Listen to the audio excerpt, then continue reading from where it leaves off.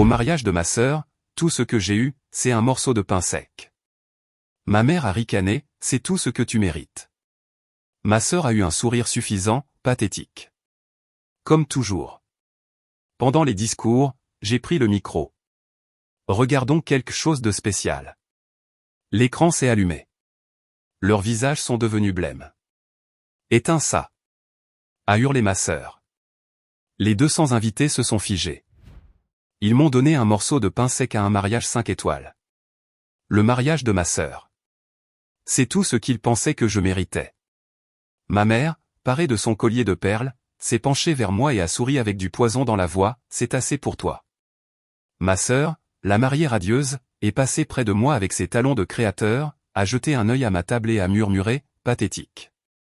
Comme toujours. J'étais assise seule. Pas de marque-place, pas de vin, même pas mon nom sur la liste des invités. Juste ce morceau de pain rassis. J'avais deux choix. Partir discrètement et pleurer dans les toilettes, comme elles s'y attendaient, ou leur rappeler précisément à qui elles avaient affaire. Alors j'ai attendu. J'ai attendu pendant la cérémonie, pendant les faux discours sur l'amour et l'unité. Et quand le micro a circulé, je me suis levé calmement. J'ai dit, regardons quelque chose de spécial, voulez-vous? Les lumières ont baissé, l'écran s'est allumé, et en un clic, tout a commencé à s'effondrer. Ce qui a été diffusé n'était pas juste une vidéo. C'était une confession, une trahison, un secret qu'elle pensait que je ne découvrirais jamais. Les mains de ma sœur se sont mises à trembler, ma mère a eu un hoquet de surprise, le marié s'est figé. Les invités regardaient, bouche bée. Et les 3 minutes qui ont suivi ont tout changé. Vous pensez que c'est juste un autre drame familial? Non. C'est la vérité derrière un mariage parfait, et ce qui arrive quand la personne discrète décide de ne plus se taire. Restez avec moi, car il ne s'agit pas de vengeance. Il s'agit de justice. Et ça ne fait que commencer. Iris Whitmore avait 38 ans et vivait seule dans un modeste appartement au 3e étage à Brooklyn depuis une décennie. Elle était photographe. Pas le genre glamour qui shoot des séries de mode ou des mariages de la haute société, mais une observatrice silencieuse de la vie. Son objectif cherchait la vérité dans le banal, des mains ridées tenant des tasses de café, des yeux qui avaient vu la guerre, des enfants riant dans des baskets usées. Ce n'était pas un travail tape à accent grave-l'œil, mais il était honnête. Et dans un monde d'apparence, Iris avait appris à trouver la dignité dans l'honnêteté. Elle parlait rarement de sa famille, non pas à cause d'une rupture née de la colère, mais parce que le silence était souvent plus supportable que le jugement qu'elle ne connaissait que trop bien. Cet après-midi-là, assise dans son petit studio, elle retouchait le portrait d'un couple de personnes âgées mariées depuis 50 ans. Tandis que la douce lumière d'hiver se déversait par la fenêtre, son esprit a dérivé, non pas vers la chaleur de l'image devant elle, mais vers une photo qui n'existait pas, son propre portrait de famille. Iris avait toujours été l'autre fille. Celle qui n'avait pas la mâchoire parfaite de Delaney ni son aisance avec les étrangers.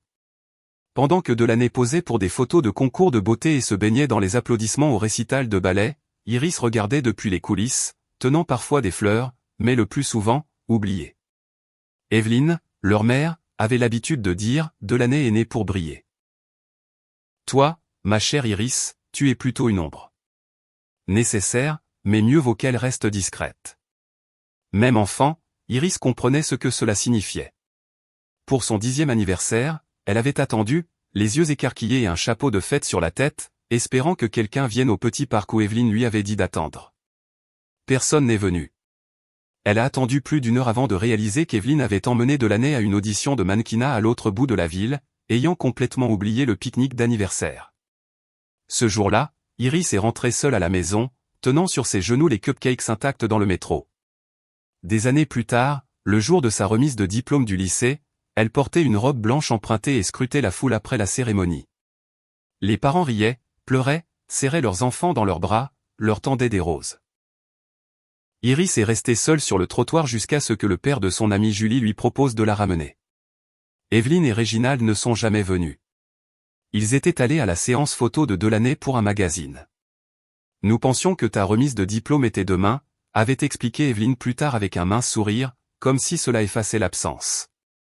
Maintenant, assise devant la photo à moitié terminée sur son écran, Iris se leva et se dirigea vers le couloir où la carte de Noël de ses parents de l'année dernière était toujours accrochée au tableau d'affichage.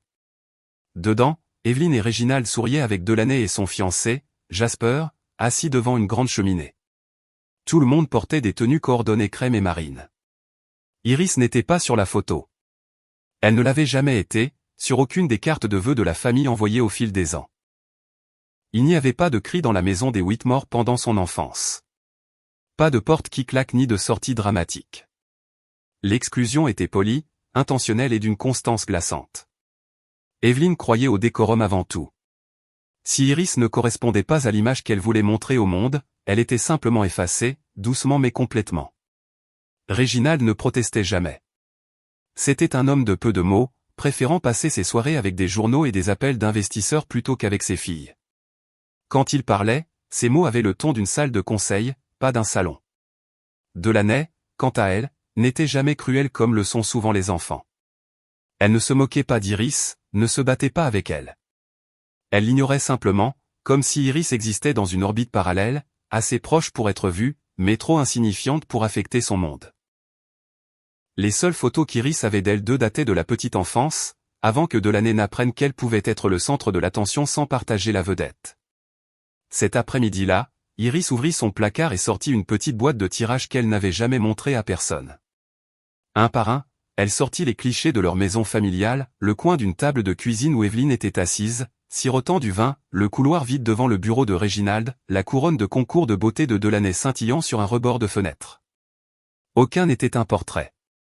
C'étaient des observations, silencieuses, distantes, mais d'une intimité obsédante. C'était sa façon de se souvenir de ce que c'était que d'être là, sans jamais être vraiment vue. Elle posa la boîte et regarda son calendrier. Un cercle rouge entourait le samedi, le mariage de Delaney. Elle n'avait pas encore décidé si elle irait. L'enveloppe était arrivée une semaine plus tôt. Papier épais, lettrage doré, adressé non pas à « chère sœur » ou même « Iris Whitmore », mais à « Mademoiselle Iris Whitmore ». Pas de mots à l'intérieur, pas d'appel téléphonique. Juste l'invitation et un rappel silencieux, tu ne fais toujours pas vraiment partie de cette famille, mais ton absence serait remarquée, et ce serait gênant. Iris la fixa maintenant, toujours ouverte sur son bureau. La partie rationnelle d'elle-même voulait rester à la maison, éviter tout ce théâtre. Mais une autre partie, plus profonde, plus silencieuse et longtemps ignorée, s'agitait. Peut-être était-il temps de se montrer. Pas pour eux. Pour elle. L'enveloppe était épaisse et d'une élégance impossible, du genre qui annonce le prestige avant même d'être ouverte. Iris l'a trouvée dans sa boîte aux lettres 2 jours après avoir décidé, à contre-cœur, qu'elle y assisterait.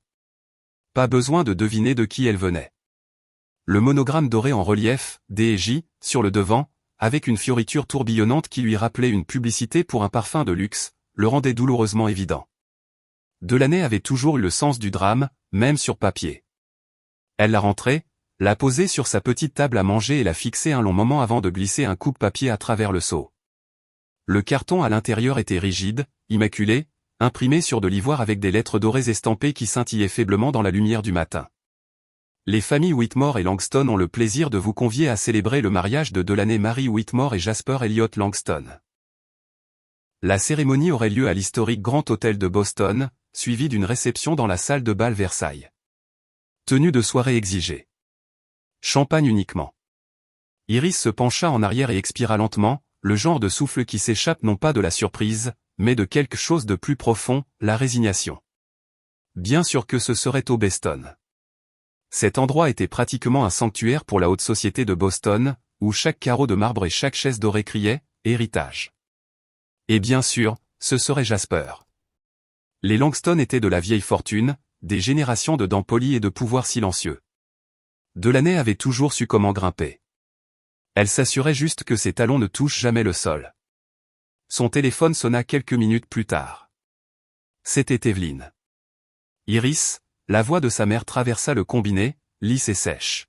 « Je suppose que tu as reçu l'invitation. » « Oui. »« Bien. »« Alors, s'il te plaît, essaie de t'habiller convenablement cette fois.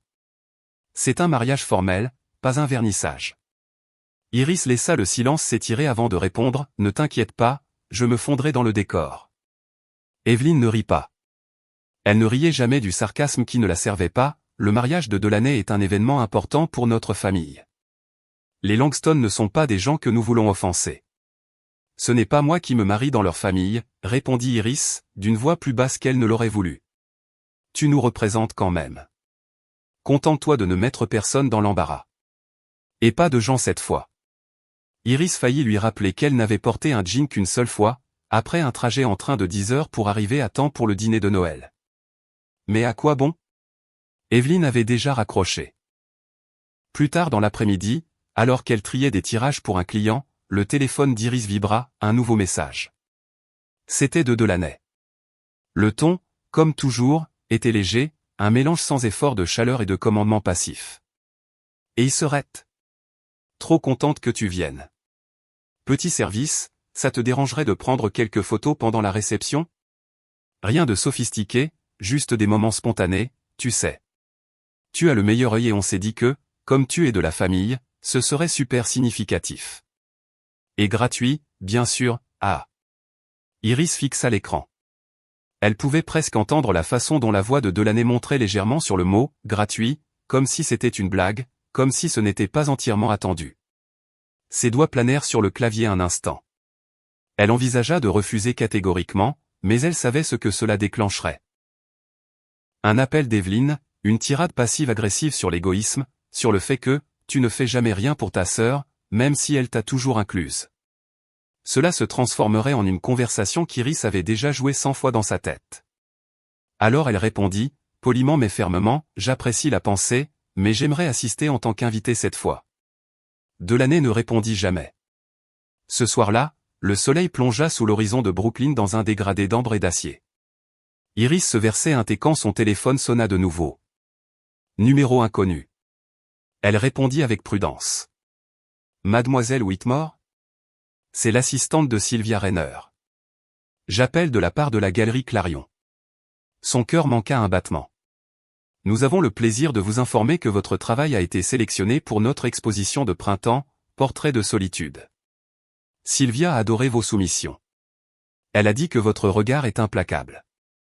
Pendant un moment, Iris ne put parler. Elle avait soumis cette série il y a presque un an, des portraits intimes, bruts, de personnes surprises dans une réflexion silencieuse. Cela lui avait semblé un pari audacieux, quelque chose qu'elle faisait plus pour elle-même que pour la reconnaissance. Et maintenant, sortie de nulle part, une invitation. Merci, réussit-elle à dire, sa voix à peine stable. C'est incroyable. Vous recevrez la confirmation formelle par email, mais Madame Rainer m'a dit de vous le faire savoir personnellement. Elle croit que vous avez quelque chose de rare. Quand l'appel se termina, Iris resta immobile au centre de son appartement, la main pressée contre sa poitrine, comme pour garder ce moment à l'intérieur d'elle. Elle prit son téléphone et, malgré elle, appela sa mère. Il sonna 3 fois avant qu'Evelyne ne réponde. Allô? Salut maman, dit Iris. Je voulais juste partager quelque chose. J'ai été acceptée à l'exposition de printemps de Clarion. Sylvia Rainer elle-même a choisi mon travail. Il y eut une pause, juste assez longue pour laisser une ecchymose. C'est bien, Iris. Écoute, je suis en train de finaliser les plans de table pour le mariage. On peut se parler plus tard? La communication fut coupée. Iris abaissa lentement le téléphone, puis le reposa sans un bruit. Un mariage en or, une opportunité en or. 2 invitations. L'une écrite à la main avec art et effort, l'autre imprimée en masse et scellée dans le silence. Elle savait laquelle comptait le plus. Le Beston grand scintillait sous un pâle ciel d'hiver, sa façade imposante flanquée de colonnes blanches et de portes dorées qui luisaient au soleil du matin. Iris sortit de la voiture avec chauffeur, sa robe vert émeraude frôlant ses mollets alors qu'une rafale de vent froid balayait la cour de l'hôtel. La robe était modeste, sans paillettes ni dentelles, juste des lignes épurées et une élégance discrète, comme tout ce qu'Iris choisissait. Elle ajusta la lanière de son sac à main, se stabilisant avant de franchir les portes tournantes ornées. À l'intérieur, les invités déambulaient dans le hall de style cathédrale, tous vêtus de couches de richesse, des hommes en smoking, des femmes en talons de créateurs qui claquaient contre le sol en marbre. Des conversations flottaient dans l'air, pétillantes de rires et de compliments polis. Iris se tenait tranquillement, les yeux balayant les arrangements floraux qui grimpaient le long du grand escalier. Des lys blancs, bien sûr. Delaney avait toujours aimé le symbolisme, surtout quand il la faisait paraître innocente. Une jeune femme avec un casque noir s'approcha d'elle avec un presse-papier et un sourire répété. Mademoiselle Whitmore, bienvenue. Si vous voulez bien me suivre, je vais vous montrer votre table. Iris hocha la tête et la suivit, ses talons s'enfonçant doucement dans le couloir moquetté. En passant devant l'entrée scintillante de la salle de bal, elle supposa que sa place serait vers le fond. Elle n'était pas naïve. Mais quand l'hôtesse la conduisit dans un couloir étroit, dépassant les portes principales de la réception et vers un coin éloigné près de la sortie de secours, elle sentit son estomac se nouer. Voilà, dit la femme, désignant une table ronde dressée pour une personne. Un seul carton nominatif était posé devant une assiette vide, Iris Whitmore. La table était nichée à côté d'un porte-manteau et d'un panneau de sortie de secours rougeoyant. Elle était juste assez éloignée de la salle principale pour se sentir oubliée, mais assez proche pour entendre le quatuor à cordes jouer à l'intérieur. Les autres tables étaient ornées de bougies, de menus dorés, de verres en cristal. Sa table n'avait rien de tout cela. Iris s'assit lentement, ajustant le bas de sa robe sur ses genoux. C'est alors qu'elle le remarqua. Une petite assiette en porcelaine placée au centre de son couvert. Dessus, un unique morceau de pain sec. Pas de beurre, pas de garniture, pas d'explication. Elle cligna des yeux. Ce devait être une erreur. Elle regarda autour d'elle, cherchant un serveur. À la place, elle vit Evelyne. Sa mère glissait vers elle comme un cygne sur une eau calme, vêtue de satin argenté et de perles, ses cheveux coiffés en un chignon impeccable. Elle arborait un sourire qui n'atteignait jamais tout à fait ses yeux. « Ma chérie, » dit Evelyne d'une voix mielleuse, « si heureuse que tu aies pu venir. Tu as l'air à l'aise. » Iris croisa son regard mais ne dit rien. Evelyne se pencha légèrement, baissant la voix juste assez pour rester inaudible aux passants. « Je vois que tu as trouvé ta place. Avec ta carrière et la photographie indépendante, j'imagine que ce repas est plutôt approprié. Simple, humble. » Sa main désigna le pain comme si elle présentait une friandise. « C'est ce à quoi tu es habitué, n'est-ce pas ?» La mâchoire d'Iris se serra, mais elle garda son visage impassible. Sa mère resta là un instant de plus, puis se retourna et s'éloigna sans attendre de réponse. Quelques minutes plus tard, la musique changea. Delaney apparut près de l'entrée de la salle de bal dans sa robe de mariée sur mesure, une cascade de satin et de dentelle cousue à la main. Elle était stupéfiante, radieuse, l'image même de la grâce maîtrisée. La foule à l'intérieur éclata en applaudissements polis alors que la mariée faisait le tour. Elle finit par flotter vers le fond du couloir. Quand elle atteignit la table d'Iris, elle pencha la tête avec la douceur de quelqu'un offrant des condoléances à un enterrement. « Bonjour, grande sœur, » dit Delaney, ses lèvres se courbant en un sourire délicat. « Tu es venue. »« Oui. » Delaney jeta un coup d'œil à l'assiette, puis à la chaise, puis de nouveau à Iris. « Ta robe. Charmante. Très minimaliste. » Il y eut une longue pause. « Tu sais, » ajouta-t-elle en baissant la voix, « j'ai toujours admiré la façon dont tu arrives à tout faire paraître si abordable. C'est un don. Tu rends même les choses les plus ordinaires moins chères. » Iris la fixa. « Tu n'as jamais vraiment compris l'art de la présentation, n'est-ce pas ?» Iris ne dit toujours rien. Au lieu de cela, elle plongea la main dans son petit sac et en sortit lentement une petite clé USB noire.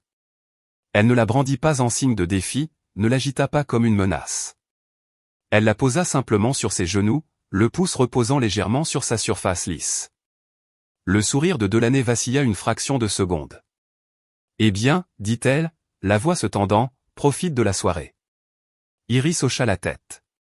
Delaney se retourna et retourna dans la salle de bal, sa traîne s'accrochant brièvement au pied d'une chaise dorée avant de se libérer. Laissée seule à sa table près de la sortie de secours, Iris regarda une fois de plus le morceau de pain sec sur l'assiette devant elle. Elle n'y toucha pas. Au lieu de cela, elle tourna son regard vers les lumières de la salle de bal et attendit. Pas de la nourriture, pas de la conversation, mais le moment où le silence signifierait plus que tout ce que sa famille avait jamais dit à voix haute. La froideur de ce pain n'avait pas quitté l'esprit d'Iris. Ni sa sécheresse, ni le silence qui l'accompagnait. Assise seule près de la sortie de secours, ses doigts se refermèrent légèrement sur la petite clé USB noire sur ses genoux. Elle sentit le poids d'une décision qui mûrissait depuis des jours, utiliserait-elle ou non ce qu'elle avait capturé? Et maintenant, dans le calme juste avant les discours, son esprit retourna à la nuit où tout avait commencé à prendre forme. C'était 3 semaines plus tôt, à la fête de fiançailles privée de la famille Langston pour Delaney et Jasper, organisée dans le salon sur le toit d'un hôtel de luxe surplombant le port de Boston. L'événement était moins une célébration de l'amour qu'une démonstration d'héritage. Delaney avait insisté pour qu'Iris apporte son appareil photo, pas en tant que professionnelle, bien sûr, avait-elle dit avec un rire léger, juste pour quelques clichés spontanés pour faire plaisir à maman. Iris était venue avec son équipement plus petit, plus par habitude que par obligation. Elle ne voulait pas faire de scène et avait appris depuis longtemps à choisir ses batailles. La majeure partie de la soirée, elle était restée dans les coins, capturant des moments flous à travers des verres, des enfants se poursuivant sous les lustres, Jasper faisant poliment le tour des invités qui murmuraient son nom comme s'il s'agissait d'un roi. Iris savait être invisible, et elle préférait cela. Son objectif lui servait de couverture, son silence lui donnait le pouvoir. Vers la fin de la soirée, après que la plupart des invités se soient déplacés sur la terrasse pour regarder les feux d'artifice, Iris était retournée dans le salon vide pour ajuster les réglages de son appareil. C'est laquelle vit Delaney, seule près du bar, son téléphone allumé dans sa main, son expression tendue. Elle ne remarqua pas Iris derrière la colonne de verre. Iris, levant instinctivement son appareil, ajusta la mise au point, non pas pour photographier, mais pour observer. Delaney tapait rapidement, les sourcils froncés, les lèvres pressées. Puis elle s'arrêta, lut quelque chose et sourit.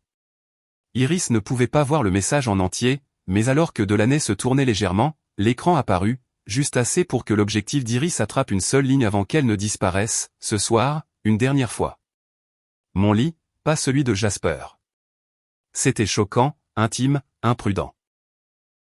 Delaney regarda autour d'elle et glissa son téléphone dans sa pochette, puis se dirigea vers l'ascenseur privé sans un mot. Iris n'hésita qu'un instant avant de la suivre, lentement, en veillant à rester hors de vue. Elle n'avait aucune intention de la confronter. Elle voulait juste savoir, comprendre. Les portes de l'ascenseur se refermèrent derrière Delaney, et Iris prit les escaliers. 2 étages plus bas, elle sortit discrètement dans le parking souterrain. Elle connaissait la voiture de Delaney, le coupé argenté que leur père lui avait acheté pour son diplôme. Il était seul au fond, près de la sortie arrière de l'hôtel. Iris attendit dans l'ombre, son appareil en bandoulière, le souffle court dans l'air froid et bétonné. Les minutes passèrent. Puis un SUV noir entra et se gara à côté du coupé. Le chauffeur en sortit, un homme grand dans un manteau ajusté, à la coupe soignée, sûr de lui. Il lui semblait familier. Cole Maddox, un des contacts professionnels de Jasper, si Iris se souvenait bien. Elle l'avait vu une fois à une œuvre de charité, charmant et bien trop lisse pour son propre bien. Delaney sortit de sa voiture et marcha droit dans ses bras. Il n'y eut aucune hésitation, aucune prétention. Le baiser était lent, profond, familier. Pas le frisson d'une nouvelle liaison, quelque chose de plus ancien, de plus usé. Iris leva son appareil photo. Elle ne l'avait pas prévu, mais ses mains agirent avant que son esprit ne rattrape le coup. Elle passa en mode vidéo et appuya sur enregistrer. Elle ne zooma pas, ce n'était pas nécessaire. C'était suffisant de voir ce qui se passait, suffisant pour se souvenir. Ils parlèrent brièvement. Delaney rit doucement, brossant le revers de son manteau, puis ils disparurent sur la banquette arrière du coupé. La porte se referma derrière eux. Iris arrêta l'enregistrement. Elle resta immobile 1 minute de plus, sans bouger, puis s'éloigna sans se retourner. Elle n'a montré la vidéo à personne. Elle n'en a parlé à personne. Pendant des jours, elle s'est convaincue que ce n'était pas sa place. Peut-être que Delaney avait ses raisons. Peut-être que ce n'était pas son rôle de gâcher un mariage, aussi froide que soit devenue la relation entre elles. Elle avait gardé la vidéo sur un disque de sauvegarde, sans nom, enfoui sous une douzaine de dossiers de clients. Jusqu'à aujourd'hui. Jusqu'à ce qu'elle arrive au mariage de sa sœur, portant une robe discrète et soigneusement choisie, pour être assise près d'une sortie comme une étrangère. Jusqu'à ce que sa propre mère passe et la congédie avec un sourire, comme si elle ne l'avait pas élevée. Jusqu'à ce que sa sœur, enveloppée de dentelle blanche et de suffisance, se tienne au-dessus d'elle avec l'audace de l'insulter en face. Jusqu'au pain sec. C'est à ce moment-là qu'elle a su. Iris ne voyait pas cela comme de la vengeance, pas exactement. Ce n'était pas la rage qui la guidait, c'était la clarté. Des années à être diminuée, effacée, moquée. Elle ne voulait pas de combat. Elle voulait des comptes. Et ainsi, alors que l'orchestre terminait son dernier prélude et que le son des couverts résonnait en rythme lointain au-delà de la porte, Iris referma la main sur la clé USB sur ses genoux. Celle qui contenait non seulement la vidéo du garage, mais aussi l'enregistrement de la fête de fiançailles. Son appareil avait capté plus qu'elle ne l'avait réalisé cette nuit-là. Des mots, des sourires en coin, des voix. Tout y était. Et ce soir, tout le monde allait le voir. Le lendemain de la répétition du mariage, la ville de Boston vibrait au rythme d'un début de printemps, à peine chaud mais plus gelé. Iris conduisait en silence vers la maison qu'elle appelait autrefois son foyer. C'était une maison de style colonial bleu pâle avec des marches en pierre et un portail en fer, nichée dans un quartier calme juste à l'extérieur de la ville. Les arbres dans le jardin commençaient à bourgeonner, et le magnolia dont Evelyne se vantait toujours commençait à fleurir. Certaines choses n'avaient pas changé. Elle était venue avec une intention simple, parler en privé avec son père, Réginald. Il avait toujours été le plus silencieux des deux, celui qui n'insultait pas ses rêves, même s'il ne les soutenait pas non plus. Il y avait une chance, aussi mince soit-elle, qu'il puisse écouter. Que peut-être il ne savait pas tout. Que peut-être, juste peut-être, il pouvait encore être atteint. Se garant au bout de l'allée, Iris attrapa son sac, son téléphone et son appareil photo toujours avec elle depuis les préparatifs du mariage, et se dirigea vers l'entrée latérale. Elle connaissait le code de la porte, Evelyne ne prenait jamais la peine de le changer. À l'intérieur, la maison sentait le bois poli et l'huile de lavande. Iris s'arrêta dans l'entrée, entendant des voix provenant de la véranda. Elle était sur le point d'appeler quand elle entendit le nom de sa mère, puis le sien. Ses pas ralentirent. Ne t'inquiète pas, la voix d'Evelyne résonna, calme et sèche.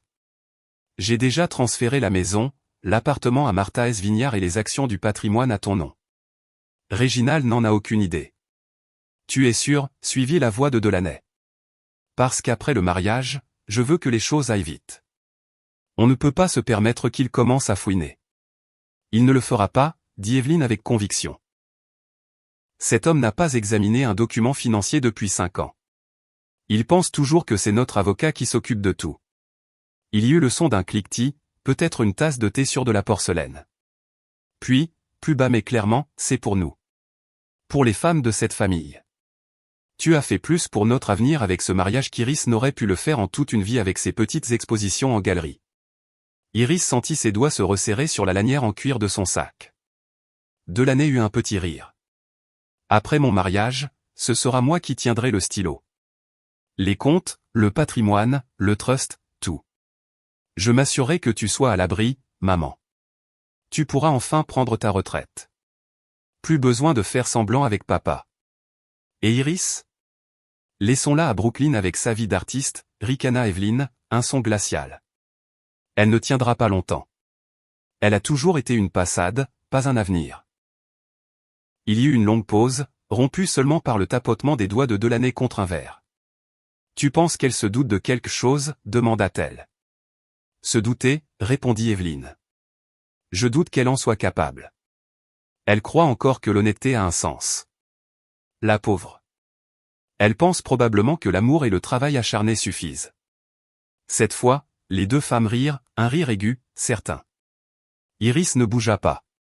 Son souffle était devenu court, et une douleur sourde s'installa derrière ses tempes. Elle sortit son téléphone de la poche de son manteau, lança l'application d'enregistrement et appuya discrètement sur le bouton. Sa main tremblait légèrement, non pas de rage, mais du caractère définitif de tout cela. Ce n'était pas juste de la cruauté familiale. C'était une trahison masquée en héritage, un vol dans une robe de soie. Elle entendit Delaney faire les 100 pas, « Je n'aime même pas Jasper », dit-elle, plus pour elle-même. Mais voilà à quoi ressemble le pouvoir. Un mariage Winston, maman. Je pourrais entrer dans n'importe quelle salle de conseil à Boston et avoir l'attention de tous. C'est toi qui m'as appris ça. Allie-toi à l'avantage, laisse les sentiments à la porte. Exactement, dit Evelyne, sa voix remplie de fierté. Tu as bien appris. Et Iris, ajouta Delaney d'un ton sec, elle n'est qu'un arrière-plan, comme du papier peint. On la garde dans les parages pour que personne ne nous accuse d'être sans cœur. Mais après le mariage, je dis qu'on arrête la comédie. Je suis d'accord, dit Evelyne doucement. Plus d'invitations, plus de vacances forcées. Elle s'effacera, et nous nous épanouirons. Iris retint les larmes qui lui montaient aux yeux, non pas à cause de leurs mots, mais à cause de leur brutale honnêteté. Ce n'était pas de la jalousie qu'elle ressentait, c'était de la clarté. Sa mère et sa sœur n'étaient pas simplement irréfléchies, elles étaient des architectes de la tromperie. Il ne s'agissait pas seulement de l'infidélité de Delaney. Il s'agissait de réécrire un héritage, de réduire au silence des voix et d'effacer quiconque ne servait pas leur récit. Elle regarda le compteur d'enregistrement grimper, 1 minute, 2, 3, jusqu'à ce que la conversation dérive vers les menus de brunch et les détails de la lune de miel. Puis elle recula lentement, revenant sur ses pas vers la porte latérale. Elle ne la claqua pas. Elle ne pleura pas. Elle ne sentit même pas encore le poids de la trahison. Cela viendrait plus tard. Pour l'instant, elle avait un enregistrement. Et bientôt, ils auraient un public. La salle de bal scintillait de lumière alors que l'orchestre terminait son doux interlude. Des lustres en cristal étincelaient au-dessus des tables dressées de soie blanche et de menus dorés. Le personnel se déplaçait dans une chorégraphie silencieuse, remplissant les verres de champagne et débarrassant les assiettes à dessert vides. L'air avait cette immobilité particulière juste avant la reprise des formalités. À la table d'honneur, Jasper se leva et leva son verre avec un large sourire, son père, Douglas Langston, à ses côtés. L'aîné des Langston, un homme avec la voix d'un politicien et la retenue d'un banquier, s'adressa à la foule avec aisance. À la famille, dit Douglas, faisant une pause pour laisser le tintement des verres résonner dans le silence. À l'union de 2 héritages. À l'avenir de Jasper et Delaney. Que leur union soit aussi durable que leur nom. Des applaudissements suivirent, chaleureux et convenus. Puis le maître de cérémonie revint au micro, feuilletant une petite pile de fiches. Avant de conclure la soirée, nous avons un dernier toast. Un message spécial de la sœur de la mariée, Iris. Il y eut un bref murmure de surprise dans la salle. Le sourire de Delaney vacilla pour la première fois de la soirée. Evelyn, assise 2 sièges plus loin, se raidit légèrement. Iris se leva calmement. Sa robe vert émeraude, simple mais digne, capta un doux reflet sous les lumières de la salle de bal. Elle ne tenait ni verre ni note.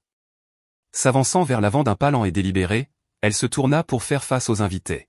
« J'apprécie cette opportunité », commença-t-elle, sa voix claire et égale. « Mais je ne proposerai pas de toast ce soir. Je ne suis pas ici pour offrir des bénédictions ou des sentiments préparés d'avance. » Elle continua, « Je suis venue avec autre chose. Quelque chose de plus honnête. Quelque chose qui n'a que trop tardé. » Delaney se redressa sur son siège. « Qu'est-ce qu'elle fait » chuchota-t-elle durement à Evelyn. Iris leva une petite clé USB noire entre ses doigts et la tendit au technicien près de la scène.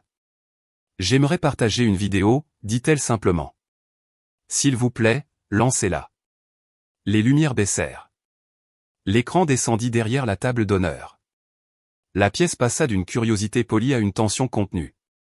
Iris se tourna et se mit sur le côté, les mains calmement jointes devant elle. La première scène vacilla à l'écran. Delaney, debout dans l'ombre d'un parking, son manteau drapé sur son bras, son téléphone brillant dans l'obscurité. Le message qu'elle lisait s'illumina en silence, agrandi sur l'écran, « Ce soir, une dernière fois. Mon lit, pas celui de Jasper. » Des hoquets de surprise se répandirent dans la salle. Puis vint la vidéo, granuleuse mais assez claire, de Delaney et d'un homme montant sur la banquette arrière de sa voiture, les bras enlacés, les lèvres scellées. Certains invités se détournèrent, d'autres restèrent figés. Jasper était assis, immobile, les jointures de ses doigts blanches contre la nappe. La scène changea. Cette fois, un audio se fit entendre. La voix d'Evelyn résonna dans les haut-parleurs, précise et glaçante, « J'ai déjà transféré la maison, la propriété à Martha S. Vignard et les actions à ton nom. Réginald n'en a aucune idée. » Delaney répondit avec un rire amer, « Après le mariage, tout sera à moi. Tu pourras prendre ta retraite, maman. Je prendrai le relais. » Depuis l'ombre de la foule, Réginald Harrison se leva lentement, les yeux rivés sur l'écran. La salle de bal était devenue complètement silencieuse. Delaney se leva brusquement. « Éteignez ça, maintenant. » Sa voix se brisa de panique. « C'est privé. C'est truqué. C'est de la diffamation. » Mais la vidéo continuait. Le rire d'Evelyn rejoignit celui de Delaney, le son de la cupidité déguisée en fierté maternelle, un plan de trahison exposé à la vue de tous. Puis, avant que l'écran ne s'éteigne, une dernière voix résonna dans la salle de bal assombrie. Ça suffit, dit une voix familière, mais elle ne venait pas des haut-parleurs.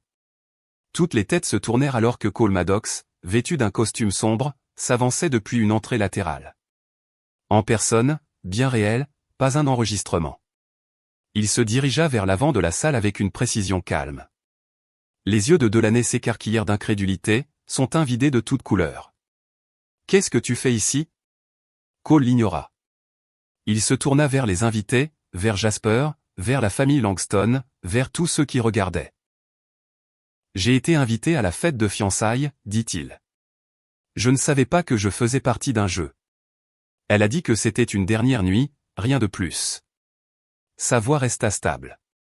Mais il est devenu clair que je n'étais qu'un autre outil, un homme utilisé pour en blesser un autre. J'avais le sentiment qu'elle déformerait l'histoire, alors j'ai enregistré nos conversations. J'ai tout. Chaque message, chaque plan. Delaney se mit à secouer la tête furieusement. Il ment. Il est obsédé par moi. Cole la regarda pour la première fois de la soirée. Delaney, je t'ai aimé, une fois, brièvement. Mais ce que tu as fait à ta sœur, à ton père, à ton fiancé. Il se tourna vers Jasper. Tu mérites la vérité, pas une performance. L'écran devint noir. Les lumières revinrent. La salle de bal resta silencieuse. Et dans ce silence, la vérité se dressa enfin plus haut que les décorations, la richesse ou la réputation qu'ils s'étaient tous battus pour maintenir. Jasper Langston ne bougea pas pendant un moment. Ses doigts tressaillirent légèrement alors que le dernier écho de la voix de Cole Maddox s'évanouissait. Autour de lui, la salle de bal du mariage semblait figée, comme si les lustres ornés eux-mêmes retenaient leur souffle. Delaney avait cessé de pleurer, bien que son visage fût taché de mascara noirci et son corps voûté, comme si elle essayait de se cacher d'un monde qui lui avait soudainement tourné le dos. Evelyn était assise à côté d'elle, les lèvres pressées en une ligne exsangue, les yeux parcourant la pièce comme un animal acculé. Et puis, Jasper se leva. Il ne regarda pas Delaney. Il ne regarda pas la foule. Au lieu de cela, il porta lentement la main à sa main gauche et retira l'alliance en platine qu'il y avait placée il y a moins de 2 heures. La tenant entre son pouce et son index, il la fixa un long moment. « J'ai aimé un mensonge dans une robe blanche, » dit-il doucement. Sa voix n'était pas forte, mais elle résonna dans la salle de bal comme un dernier glas. Il posa délicatement la bague sur la table recouverte de lin et se tourna vers ses parents. Douglas Langston et sa femme Elizabeth étaient restés calmes pendant tout le déroulement scandaleux, mais maintenant, l'acier dans la mâchoire de Douglas s'était durci. Il se tenait à côté de son fils, grand et sombre, et tourna les yeux vers Evelyn Whitmore. Ce mariage, dit-il, n'était pas seulement une union personnelle. C'était un alignement commercial. Un que nous considérions comme sacré. Mais la tromperie n'est pas une valeur avec laquelle nous faisons des affaires. Evelyn ouvrit la bouche pour protester, mais Douglas la coupa d'un regard vif.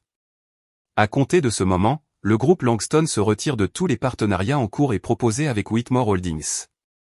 Avec effet immédiat. Toutes les négociations en suspens sont nulles et non avenues. Les mots frappèrent plus fort que tout ce qu'Iris avait dit ou montré. Des exclamations s'échappèrent des lèvres de plusieurs invités travaillant dans la finance ou les cercles mondains. Ils savaient ce que cela signifiait. Le nom des Whitmore allait chuter, non seulement socialement, mais aussi financièrement. Et rapidement. Delaney s'effondra sur sa chaise, les mains couvrant son visage. Jasper, sans un mot de plus, se retourna et s'éloigna de la table, sa mère le suivant tranquillement, la main sur son épaule. Et puis, Evelyn craqua. « C'est de ta faute !» hurla-t-elle, se levant si rapidement que sa chaise bascula derrière elle. « Toi !» Elle pointa un doigt manucuré et tremblant vers Iris. « Tu as orchestré ce cirque. Tu as gâché le mariage de ma fille. Tu as tout détruit ce que nous avons construit. » Mais la foule n'écoutait plus. Les invités avaient commencé à se lever, ramassant leurs sacs, leurs manteaux, leur dignité. Des conversations murmuraient comme le vent dans les arbres, douces, tourbillonnantes, mais se déplaçant sans équivoque dans une seule direction. « Elle mérite mieux », chuchota une femme en passant devant Iris. « Je n'avais aucune idée que Delaney était comme ça », marmonna un homme à sa femme. Pas étonnant qu'Iris ne vienne jamais pour les fêtes. Personne ne regardait Evelyn. « Asseyez-vous », aboya-t-elle à personne en particulier. « Ce n'est pas fini. Sa voix se brisa de nouveau, rauque et stridente. Savez-vous qui nous sommes? Nous sommes les Whitmore. Personne ne répondit. L'orchestre avait depuis longtemps cessé de jouer. Le seul son était le froufrou des robes, le grincement des chaises, les pas lents et résonnants des invités qui en avaient assez vu.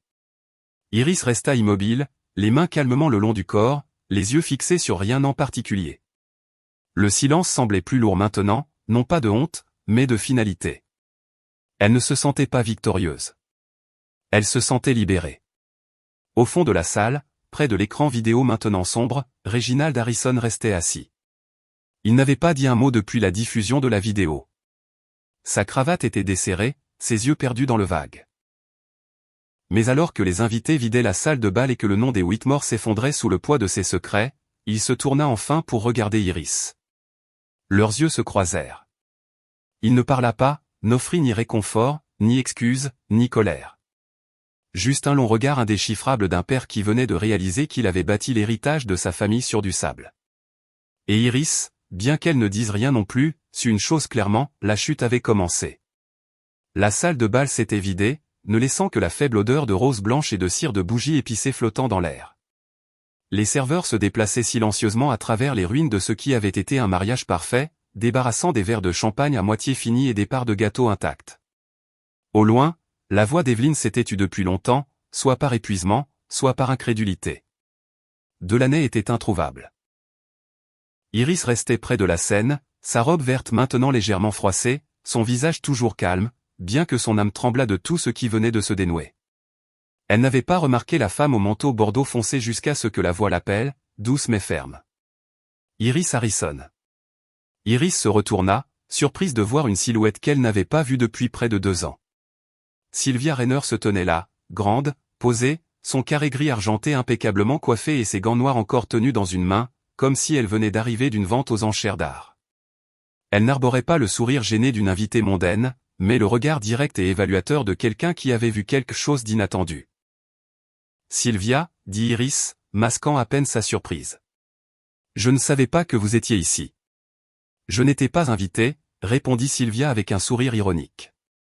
Mais quelqu'un de proche l'était. Les nouvelles voyagent vite dans les cercles de l'art. Surtout quand le chaos est habillé de soie et de scandale. Iris ne savait pas quoi dire. La dernière fois qu'elles avaient parlé, Sylvia lui avait signifié un refus avec sa grâce habituelle. Vos compétences techniques sont pointues, avait-elle dit à l'époque, mais je ne sens pas l'âme dans votre travail. J'ai besoin de crudité, de quelque chose qui ose faire mal. Cela l'avait blessée, même si Iris avait hoché la tête respectueusement et l'avait remerciée. Maintenant, Sylvia regardait autour de la salle de bal en désordre. J'ai vu la vidéo, dit-elle sans préambule. Je me suis tenue au fond, j'ai tout regardé. Iris baissa les yeux. Ce n'était pas censé être de l'art. La voix de Sylvia était calme mais portait le genre de certitude qui faisait que les gens s'arrêtaient. C'en était. Que vous l'ayez voulu ou non. C'était de l'art. Brut, douloureux, brillant. Le genre de vérité qu'on ne peut pas mettre en scène. Vous n'avez pas seulement exposé leurs mensonges, vous vous êtes exposé vous-même. Votre douleur, votre force. Cela demande plus que du talent. Cela demande de la conviction. Iris cligna des yeux, momentanément sans voix. Il y a 2 ans, dit-elle enfin, vous m'avez dit que mon travail était trop poli, trop distant. Je l'ai dit, répondit Sylvia simplement. Et j'avais raison. À l'époque. Il y eut un silence entre elles. Et maintenant, demanda Iris, non pas de manière conflictuelle, mais simplement ouverte. Sylvia s'avança. Maintenant, je regarde une femme qui ne se cache plus derrière la composition et la technique. J'ai vu la vérité sur cet écran, et je veux la montrer au monde. Si vous êtes d'accord. Iris pencha la tête, ne sachant pas si elle imaginait cette offre. Je veux organiser une exposition solo, continua Sylvia, sa voix chaleureuse mais ferme. Votre première. Une collection complète. Nous l'appellerons derrière le rideau, portrait de vérité. Pas seulement le mariage. Tout. L'absence dans votre enfance, l'invisibilité dans votre famille, la réclamation de votre voix. Iris sentit son souffle se couper dans sa gorge. De toutes les choses auxquelles elle s'était préparée après cette nuit, les critiques, les reproches, la honte celle-ci n'en faisait pas partie. Une porte s'était ouverte au milieu des cendres. « Vous êtes sérieuse ?» dit-elle doucement. Sylvia la regarda dans les yeux. « Je ne perds pas mon temps à courir après des coups de chance. Ce que vous avez montré aujourd'hui n'était pas un simple moment. C'était un aboutissement. Et cela mérite une scène. » Pendant un instant, Iris ne répondit pas. Son regard dériva vers le fond de la pièce, où son père était toujours assis seul, la tête baissée. La pièce ne la retenait plus, ni comme un lieu de rejet, ni comme un souvenir de douleur. Maintenant, c'était simplement un espace qu'elle avait traversé en chemin vers quelque chose de plus. Elle se retourna vers Sylvia. « Quand commençons-nous » demanda-t-elle. Sylvia sourit. « Nous avons déjà commencé. » La lumière matinale de Brooklyn portait une clarté différente de la grandeur froide de Boston. Ici, le soleil filtrait à travers les fenêtres du modeste nouveau studio d'Iris, réchauffant les murs de briques apparentes et projetant de doux motifs sur le parquet poli. Elle avait signé le bail une semaine seulement après son retour du mariage, mue par l'urgence de recommencer, non seulement géographiquement, mais aussi spirituellement. L'espace était petit, mais il était à elle. Un coin était aménagé avec des toiles de fond et des éclairages, ses appareils photo disposés avec un soin méthodique. Une machine à café d'occasion sifflait dans le coin, emplissant la pièce de l'odeur terreuse qu'elle avait toujours associée à une concentration tranquille. Sur le mur en face de l'entrée, elle avait accroché 3 photographies. Des portraits pris dans des moments où personne ne pensait qu'elle regardait. L'une montrait un enfant aux joues maculées de bourrillant dans un parc du Bronx. Une autre, une femme âgée sur un banc, les mains jointes en prière. Et la dernière, encore inachevée, était un gros plan de son propre reflet, ombragé par la lumière du soleil traversant sa fenêtre. Ce n'était pas parfait, mais c'était réel. Au début, le téléphone sonnait à peine. Les visites impromptues étaient rares. Ceux qui se renseignaient marquaient souvent une pause gênée, les yeux pétillants de reconnaissance, comme s'ils essayaient de la situer. Certains chuchotaient. Une cliente, après une première réservation, annula avec un message vague, un imprévu est survenu. Elle n'eut pas besoin de demander.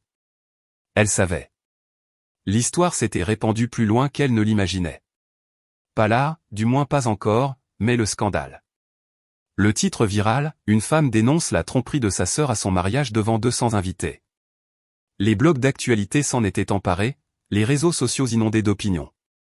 Certains applaudissaient son courage, d'autres la qualifiaient de vindicative. Il y eut même un épisode de podcast intitulé « Secret de famille et écran public, l'incident Iris Harrison ». C'était surréaliste, et pas toujours flatteur. Mais elle avait fait la paix avec ça. Sylvia appelait chaque semaine, l'encourageant à se concentrer sur l'exposition à venir. « Laissez le bruit s'apaiser », disait-elle. Il le fait toujours. Et alors, votre travail parlera. Et il l'a fait.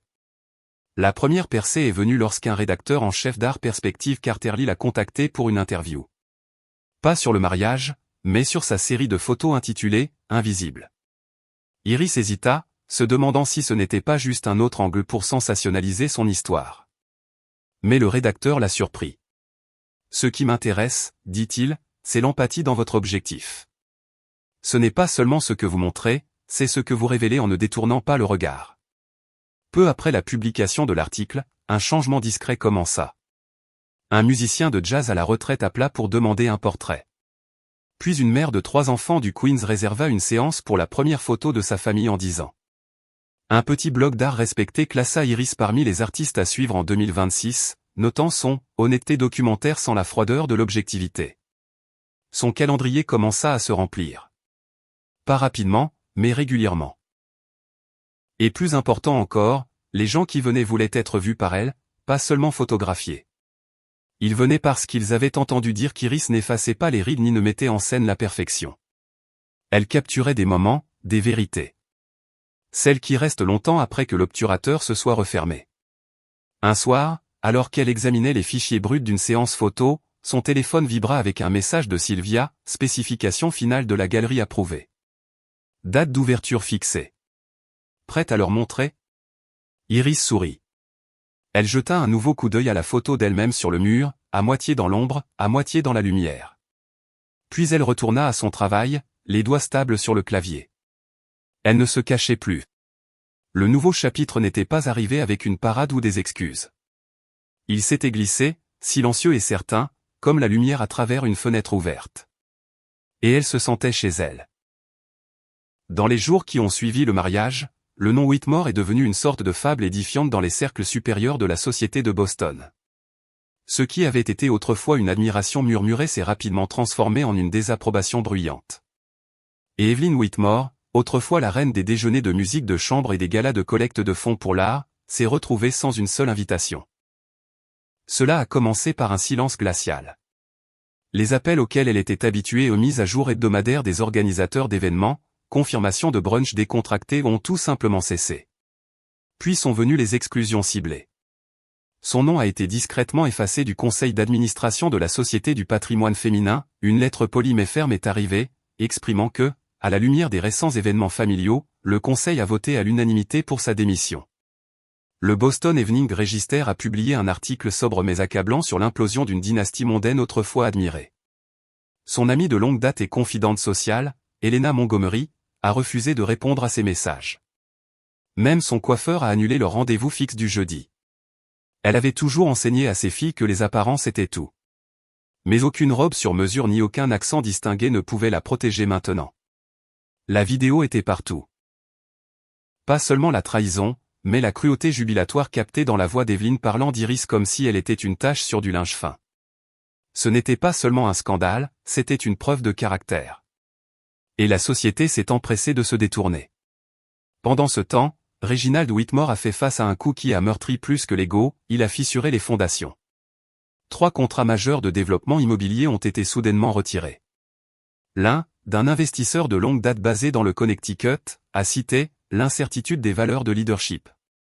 Un autre, une société de villégiature à Cape Cod, s'est retiré lors des négociations finales, invoquant la nécessité de protéger sa marque. Il a tenté de contrôler les retombées, mais les chuchotements suivaient chaque réunion. N'est-ce pas le père? N'était-ce pas sa fille? Ce qui a aggravé la situation, c'est le silence dans sa propre maison. Evelyn parlait à peine, perdue dans sa propre tempête d'embarras et d'incrédulité. Et Delaney. Delaney avait complètement disparu de la maison. Quand elle l'a finalement appelé, sa voix était creuse. « J'ai besoin d'aide », a-t-elle dit, et il l'a à peine reconnue. Delaney avait toujours été la fille en or, la fierté du nom de famille, le beau visage de leur ambition. Mais sa chute a été plus brutale que celle de ses parents. Jasper avait non seulement mis fin aux fiançailles publiquement, mais refusait de répondre à tout autre appel. Sa mère, Sylvia Langston, a publié un communiqué de presse rapide et cinglant, précisant que la famille Langston n'avait aucune affiliation en cours ou future avec les Whitmore. La société de joaillerie qui sponsorisait la dernière campagne de Delaney l'a lâché du jour au lendemain. Les agences de mannequins l'ont ignoré. Son agent a refusé de répondre à ses appels. Elle avait toujours son appartement, toujours sa garde-robe, toujours ses talons hauts. Jusqu'à ce qu'elle vérifie son compte d'épargne privée. Celui qu'elle avait créé avec Cole. Celui qui était censé contenir assez pour recommencer au cas où les choses avec Jasper tourneraient mal. Le solde était de 0. Elle cligna des yeux, incrédule, et tenta de se reconnecter. Toujours 0. Quand elle a appelé le numéro de Cole, il est allé directement à la messagerie vocale. Le dernier message qu'elle avait reçu de lui, quelques semaines plus tôt seulement, disait « Détends-toi, ma belle. Après le mariage, on sera bien. » Maintenant, ses réseaux sociaux avaient disparu, son appartement était vide. Aucun ami commun n'avait eu de ses nouvelles.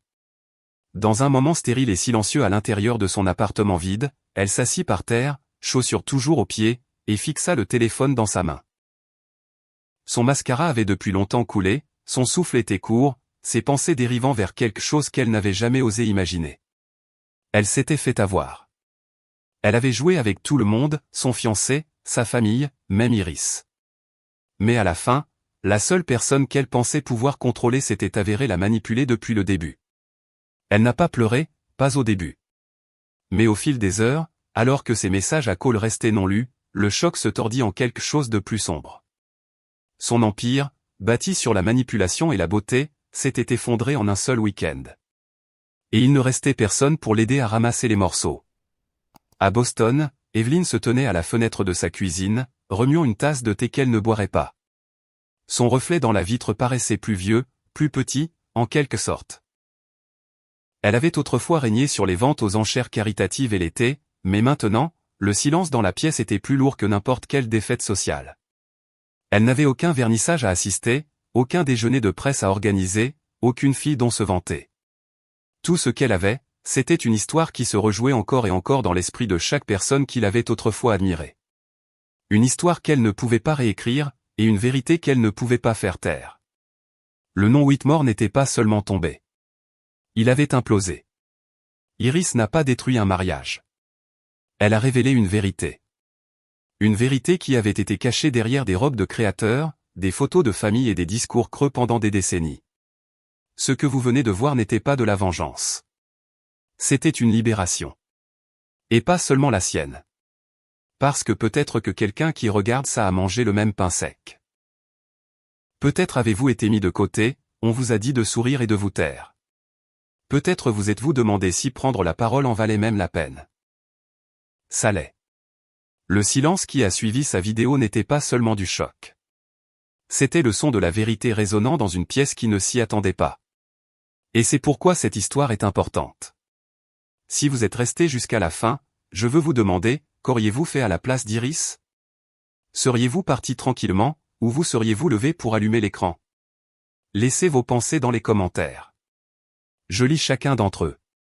Et si vous croyez que des histoires comme celle-ci devraient continuer à être racontées réelles, brutes, sans filtre, cliquez sur le bouton s'abonner. Parce que la semaine prochaine, nous plongerons dans une autre famille, un autre secret et une autre femme qui a refusé de se taire. Ce n'est pas seulement une histoire, c'est une réhabilitation. Et vous ne voudrez pas manquer ce qui arrive. La pluie tombait à verse cet après-midi-là, lavant les rues de Brooklyn d'un rythme froid et régulier. À l'intérieur du studio, Iris se tenait à l'évier, rinçant des bacs de développement tandis qu'un doux jazz jouait à la radio. Le studio sentait les produits chimiques, le café et le calme. C'était un rythme qu'elle avait appris à apprécier. Des jours qui s'écoulaient sans drame, sans que personne n'exige plus que ce qu'elle était prête à donner. Elle venait de rentrer après avoir accroché 3 tirages encadrés à la vitrine de la galerie quand on frappa. Un léger coup, puis un autre, puis une pause, comme si la personne de l'autre côté reconsidérait. Iris s'essuya les mains et se dirigea vers la porte, ne sachant pas si c'était un coursier ou peut-être un étudiant du cours communautaire qu'elle avait commencé à donner le samedi. Mais quand elle l'ouvrit, l'air changea. Delaney se tenait là, trempé. Ses cheveux collaient à son visage et le manteau de créateur qu'elle portait semblait imbibé d'eau, tombant de ses épaules comme un poids qu'elle ne pouvait plus porter. Elle ne parla pas au début. Elle se tenait juste là, les mains le long du corps, des gouttes de pluie coulant sur ses joues, certaines indiscernables des larmes. Iris ne bougea pas. Elle tenait la porte mais ne l'ouvrit pas davantage. « Je suis venu, dit Delaney, la voix rauque, soit à cause des pleurs, soit à cause du froid. Je ne savais pas où d'autre aller. » Le trafic de Brooklyn passait derrière elle, indifférent.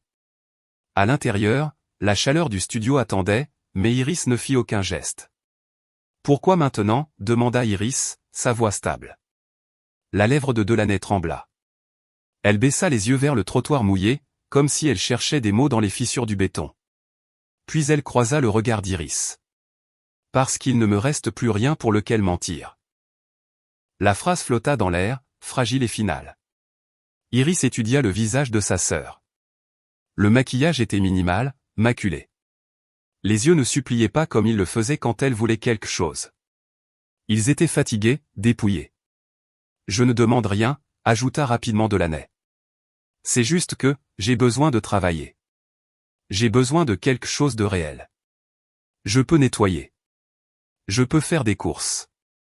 Tu n'as même pas besoin de me regarder. » Iris recula de la porte, juste assez pour laisser la possibilité d'entrer. « Tu nettoies. Tu ne parles pas. Tu repars de zéro. » Delaney hocha la tête, comme si elle avait répété ce moment 1000 fois. « Je comprends. » Iris se retourna et rentra, laissant la porte entr'ouverte. Delaney suivit, enlevant son manteau près de la porte, ses chaussures laissant des taches d'eau sur le sol. Elle regarda autour du studio, ses yeux passant sur les tirages, les lumières, l'ordre qu'Iris avait créé. Elle ne toucha à rien. Iris lui tendit une serpillière. « Commence par là. » Delaney la prit sans discuter et commença dans le coin le plus éloigné. Elle ne demanda pas de salaire. Elle ne demanda pas de serviette. Elle se déplaçait silencieusement, la tête baissée, l'eau s'accumulant près de ses pieds pendant qu'elle travaillait. Iris retourna à son bureau, prit sa tablette de retouche et reprit l'examen des images. Dehors, la pluie s'était adoucie en une bruine, mais l'air dans le studio restait immobile et épais de quelque chose de non dit. Le pardon n'était pas arrivé. Pas encore. Peut-être jamais. Mais les conséquences, si. Et avec elles, la première faible ombre du changement. La galerie bourdonnait de conversations douces, du tintement des verres de champagne et des palans des mécènes se déplaçant d'une photographie à l'autre. Portrait de vérité avait attiré une foule plus nombreuse que prévu. Des critiques d'art se mêlaient aux collectionneurs, des curieux locaux aux conservateurs chevronnés. Iris se tenait près du mur du fond, juste en dehors des projecteurs, observant plutôt que se prélassant. Chaque pièce avait été soigneusement choisie, des visages marqués par le temps, des mains jointes dans le deuil, des sourires fissurés en pleine guérison. Pas de fausse lumière, pas d'angle parfait. Juste des gens tels qu'ils étaient. Sa pièce préférée, accrochée près de la sortie, s'intitulait Lumière non invitée, un portrait d'un homme âgé assis seul près d'une fenêtre. Elle portait déjà l'étiquette « Vendue ». Sylvia Rainer s'approcha d'elle avec un léger signe de tête. « Tu as commencé quelque chose, Iris. Quelque chose d'honnête, de brut, de nécessaire. » Iris hocha la tête, non par fierté, mais par reconnaissance. Elle avait passé la majeure partie de sa vie à essayer d'être vue. Maintenant, les gens ne la voyaient pas seulement, ils voyaient à travers son objectif. Près du centre de la galerie, une voix familière interrompit ses pensées. Iris. Elle se retourna. Jasper Langston se tenait à quelques mètres de là, tenant un verre de vin qu'il n'avait pas touché. Son costume était plus simple que celui qu'il portait le jour de ce qui aurait dû être son mariage, mais sa posture restait droite, gracieuse. « Je ne m'attendais pas à vous voir, dit-elle. »« Je sais », offrit-il un petit sourire. « Mais j'avais besoin de dire quelque chose. Vous m'avez sauvé sans le savoir. » Elle ne répondit pas, mais le regard dans ses yeux s'adoucit. « Je ne pense pas avoir jamais vraiment aimé Delaney, continua-t-il. Je pense que j'ai aimé l'idée d'elle. De celui que j'étais censé être avec elle. » Il fit une pause. Voir votre vidéo, voir la vérité, c'était comme être tiré d'un rêve. Et je me suis réveillé en homme plus libre. Elle fit un léger signe de tête. Il n'y avait pas besoin de plus. Il ne s'attarda pas, votre travail est puissant, Iris. J'espère que vous n'arrêterez jamais. Et sur ce, il s'éloigna, disparaissant dans la foule. Plus tard, alors que la soirée tirait à sa fin et que les derniers invités s'en allaient, Iris s'approcha de l'entrée vitrée pour respirer. La ville brillait au-delà. Les rues mouillées reflétaient les lumières de la galerie, les taxis passaient, des rires étouffés provenaient du bar de l'autre côté de l'avenue. C'est alors qu'elle la vit. Evelyne se tenait sous l'auvent de l'autre côté de la rue. Pas de parapluie, pas d'entourage. Sa posture était toujours fière, le menton légèrement relevé, mais son expression était indéchiffrable. Elle ne fit pas signe, ne s'approcha pas. Elle observait, simplement. Elles restèrent ainsi pendant une longue minute, deux femmes liées par le sang, divisées par tout le reste. La mère qui n'avait jamais fait de compliments et la fille qui n'attendait plus. Iris n'appela pas. Elle plongea simplement la main dans la poche de son manteau, sortit l'appareil photo qu'elle portait toujours avec elle. D'un geste expert, elle ajusta la mise au point, capturant l'image d'Evelyne de l'autre côté de la vitre et de la pluie, encadrée par le silence et la distance qu'elles avaient toutes deux choisis. Plus tard, en téléchargeant l'image, elle ne lui donna d'abord aucun titre, juste une date et une heure. Mais avant de l'imprimer, elle ajouta une petite légende dans le coin inférieur, parfois, le silence en dit assez. Et ainsi, la fille qui s'asseyait autrefois seule au dîner de famille, à qui on avait tendu un morceau de pain sec au mariage de sa sœur, n'a pas seulement survécu à la honte. Elle l'a transformée en art, en vérité, en libération. Iris n'a pas eu besoin de crier, de se battre ou de mendier de l'amour. Elle a simplement montré au monde ce qui était réel. C'était suffisant.